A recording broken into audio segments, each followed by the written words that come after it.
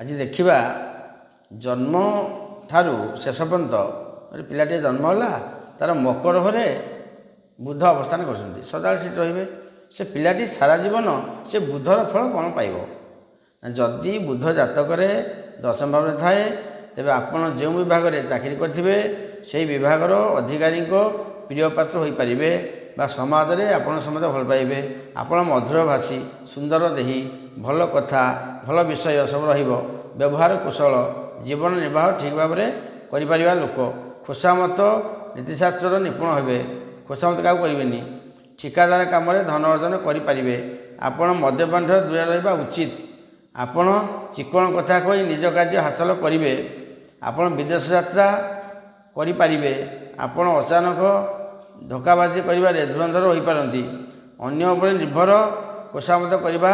लोक नुहे मीठा मीठा कथा कहीकि मन को मोहि ने से लोक आयत पड़ज व्यवसाय लाभवान हो पारे मद पीले मांस खाइले क्षति हेब दृष्टिदोष हो पारे 50 वर्ष बयस पर आपण जीवन पूरा उन्नति आसब आर्थिक स्थिति सुधार आसब मोटामोटी कह गले जेहेतु बुध शनि क्षेत्र में अच्छा दशम स्थान मकर घर दशम स्थान शनि क्षेत्र में अच्छा जहाँ भी फल 80% शुभ आसो टे अवलंबिलम ना कौन देखा परवर्ती राशि।